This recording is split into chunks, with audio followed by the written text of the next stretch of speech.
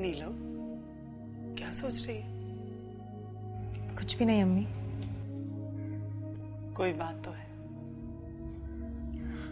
कुछ खास नहीं, बस कुछ दुकान वाले पैसे देने में बहाने बना रहे हैं, उन्हीं के बारे में सोच रही थी। बेटा, कारोबार में पैसे के लेन देन में देर सवेर तो हो ही जाती है।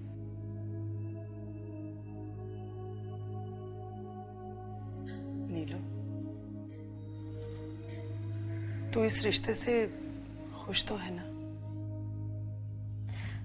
अम्मी, ना खुश होने का तो सवाल ही पैदा नहीं होता। और मुझे पता है कि आपने ये फैसला सोच समझ कर किया होगा। और वैसे भी आपकी खुशी में ही तो मेरी खुशी है। जीती रहे। देख बेटा, इस रिश्ते में हमसे ज्यादा शाजी की खुशी शामिल है। जानती हूँ अम्मी, शायद इसी वजह से मैंने इस रिश्ते से इनकार नहीं किया।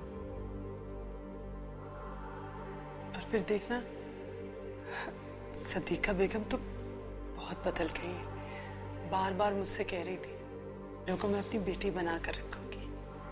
और फिर सना तो शादी के बाद अपने ससुराल चली जाएगी। ये घर तो नीलो का है। अम्मी, मुझे घर नहीं चाहिए। घर जैसा भी हो मुझे कबूल है। मुझे तो बस उस घर में रहने वाले लोगों के दिल में जगह चाहिए। सब ठीक हो जाएगा। मैं तो अंदर ही अंदर हंस हंस के पागल हो रहा हूं। यानी कि कुलसूम बीबी आपके जाल में फंस ही गई। यानी कि उन्होंने ये कहा कि रिश्ता तय करके आपने जमीन को आसमान का दर्जा दे दिया। बड़ी बात, बिल्कुल बकवास बात की।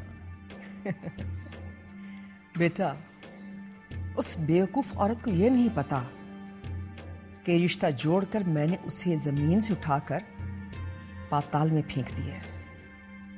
मामा, ये पाताल क्या होता है? जहां आदमी गिरकर कहीं का नहीं रहता, अपनी पहचान तक भूल जाता है। मैं कुलसूम और नीलो का भी यही हश्र करूंगी।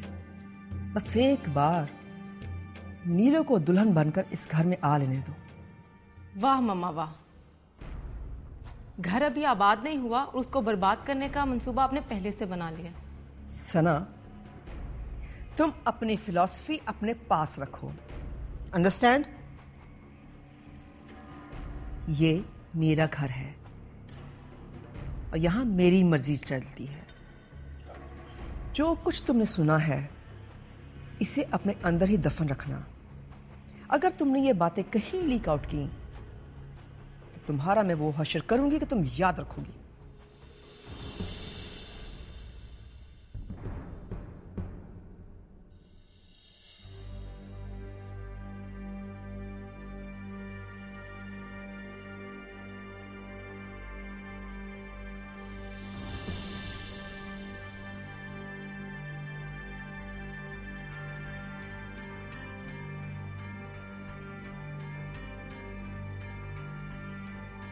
आठ बज गए मामा।